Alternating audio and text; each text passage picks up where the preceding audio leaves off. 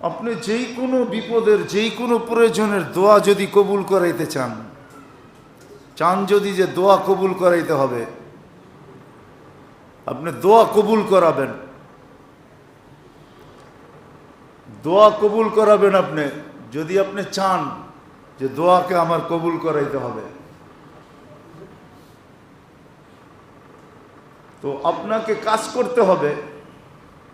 আপনাকে যদি কবুল করাইতে চান, আপনি যদি কবুল করাইতে চান, তাহলে একটা সিস্টেম আছে। প্রথমে 100 বার আয়াতুল কুরসি, 100 বার দুরূদ শরীফ পড়বেন, 499 বার পড়বেন লা হাওলা ওয়ালা কুওয়াতা ইল্লা বিল্লাহ, এই পর্যন্ত, আগে না। কিন্তু যে সময় 500 বার পুরো হবে, শেষ বারে পড়বেন লা হাওলা ওয়ালা কুওয়াতা ইল্লা বিল্লাহিল আলিয়্যিল আযীম। 500 পুরো হয়ে গেছে, তারপরে 100 বার দুরূদ শরীফ পড়েন। এইভাবে কয়েকদিন পড়া দোয়া করেন। হাদিসের আলোকে, কিতাবের আলোকে বোঝা যায়, এটা এতটুকু বলা যায় যে কোরআন মাথায় নিয়েও বলা যায় যে আপনার দোয়া কবুল হবেই হবে, হবেই হবে, হবেই হবে। আপনাকে প্রথমে 100 বার দুরূদ শরীফ মনে উঠলো, এই জন্য বললাম। 499 বার লা হাওলা ওয়ালা কুওয়াতা ইল্লা বিল্লাহ। যে সময় 500 পুরা হবে তখন পড়বেন পুরাটা লা হাওলা ওয়ালা কুওয়াতা ইল্লা বিল্লাহিল আলিয়্যিল আযীম। তারপরে 100 বার দুরূদ শরীফ পড়ে আপনি দোয়া করেন। বিয়ে হয় না, শাদী হয় না, বাচ্চা হয় না, চাকরি হয় না, বাকরি হয় না, ব্যবসা ভালো না, লাভ হয় না, লস হয়, যার জন্য পড়তে চান।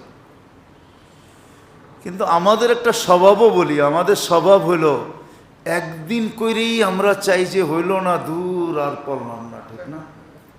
প্রথম দিনই কুতুব হয়ে যেতে চাই, যে মুস্তাজাবুদ দাওয়াত কি প্রথম দিনই, ঠিক না? আপনি আর আমি কি ভাবছি যে এই দোয়া করার আগে আপনি লাইনে কতদিন লাইনে ছিলেন, কতদিন বেলাইনে ছিলেন? এটা কি ভাবছি? কি বলেন? সালাতুল হাজত পড়েই মনে করে, অথচ আমি আপনাদেরকে একটা প্রশ্ন করব, আপনি যে পড়েই মনে করলেন হইল না, তো আপনি এখন যাবেন, তো যাবেন কোথায়? আর কোন জায়গা আছে যে ওইখানে যাবেন? তাহলে তো ওই কথা বলতেই হয়। লম্বা 80-82 বছর একাধারে হজ করার পরে প্রতিবারই শুনছে যে হজ কবুল হয় নাই। তো একদিন পিছের থেকে এক যুবকও শুনে ফেলছে, তো বলছে, চাচা বৃথা চেষ্টা কেন, শুনতেছি তো কবুল হয় না। হয় নাই? তুই আজকে শুনতেছিস, আমি তো যুগ দর্জর শুনতেছি, কিন্তু বল আমাকে, যাব তো যাব কোথায়? যাব তো এই দরবার ছেড়ে কোথায় যাব? এটা কথা ছিল না, এটা যেন অ্যাটাক ছিল। সাথে সাথে আরো সে অ্যাটাক হয়েছে মনে হয়, উপর থেকে আওয়াজ আসছে, এই বৎসরটাও কবুল, পিছেরটাও কবুল, পিছেরটাও কবুল। আমরা তো ভাবি প্রথম দিন হয়ে যাক, আচ্ছা নাই হইল, আপনি যাবেন তো যাবেন কোথায়? আল্লাহর লগে রাগ করবেন? কোথায় যাবেন রাগ করে? রাস্তা দেখান না আমাকে। এই জন্য মেরে দোস্ত, উচিত হলো করতে থাকা। তো যেটা যেখান থেকে বাহির হয়ে গেছে, আপনি যে কোনো প্রয়োজনে আপনি একদিন না, 2 দিন না, সপ্তাহ 2 সপ্তাহ পড়তে থাকেন আর দোয়া করতে থাকেন, কবুল হবেই হবে।